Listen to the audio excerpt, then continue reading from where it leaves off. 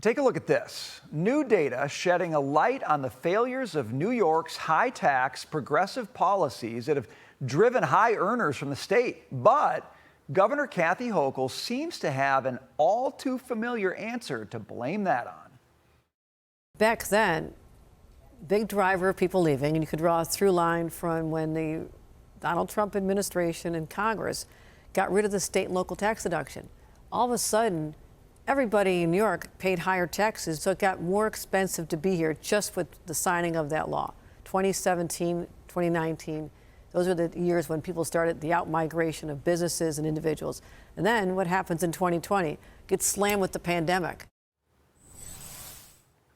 Of course, blame Trump, not New York's ridiculous tax burden, which is 78% above the national average.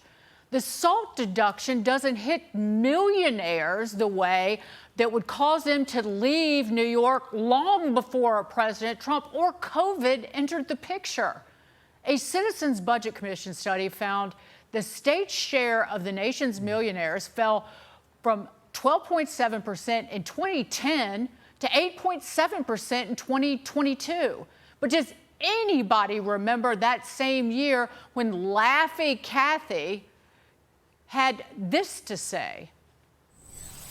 We're here to say that the era of Trump and Zeldin and Molinaro, just jump on a bus and head down to Florida where you belong, okay? Get out of town. Get out of town. Because you don't represent our values. New York gubernatorial candidate Bruce Blakeman joins us now. Sir, good to see you. Your opponent in the governor's race is living in la-la land, and it's going to bankrupt the state and the city if things don't change. What happens if this policy that she's on continues, sir? Well, first of all, we're the most overtaxed state in America. Our electric bills are 70% higher than the national average, and she has declared a war on high net worth individuals. That's why they're leaving.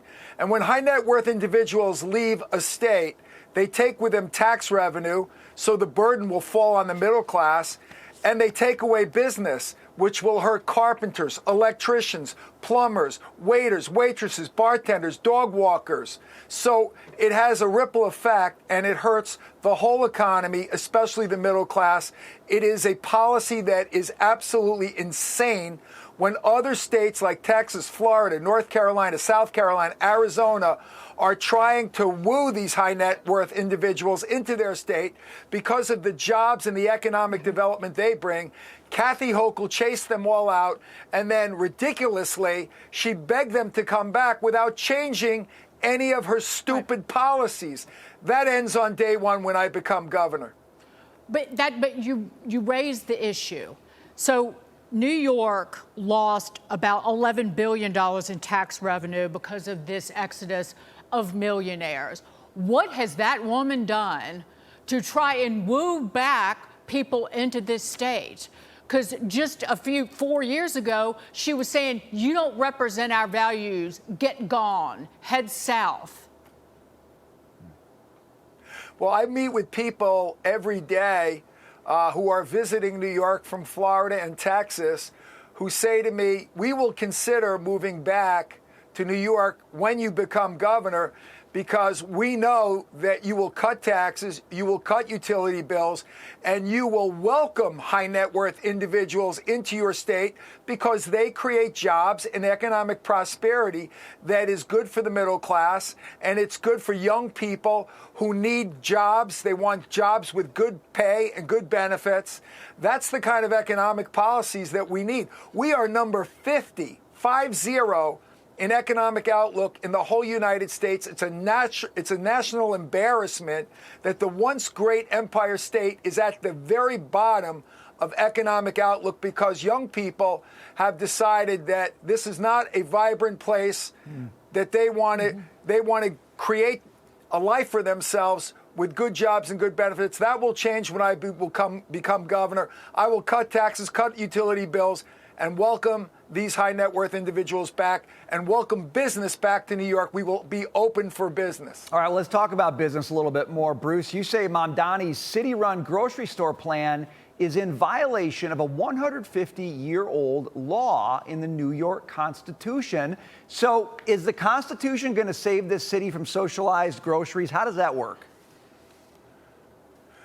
Well, I don't know if the Constitution will, but I sure as hell will when I become governor, because I will not let the city of New York compete with all the small supermarkets and bodegas that we have that are family businesses. They're small businesses located throughout the city of New York. It's absolutely obscene that he would want to compete with these businesses by having a government-owned store. And if we've learned anything from communism, and I think Mamdani is a commie, if we've learned anything, it's that when the government runs stores, there's nothing in those stores that people want to buy regardless of the price. The element in the New York Constitution that you have referenced is the gift and loan clause, which prohibits municipalities from giving and lending public money or property to private entities. How does this apply to the grocery store plan? Well, basically, our lawyers feel that this is a violation of the Constitution because it's an unfair competition that is basically competing with the private sector, with government businesses, and they feel that we have a good legal argument. But the best thing to do is not litigate this. The best thing to do is have a new governor that'll stop it, and I will stop it as governor. They will not get their ability to compete with local businesses, family-owned businesses in New York State by running government-owned stores and businesses. That is completely antithetical to the Judeo-Christian work principles and capitalism in America. It's anti-American. I will not let that happen. Bruce Blakeman, thanks for joining us tonight. We appreciate it. Thank you so much.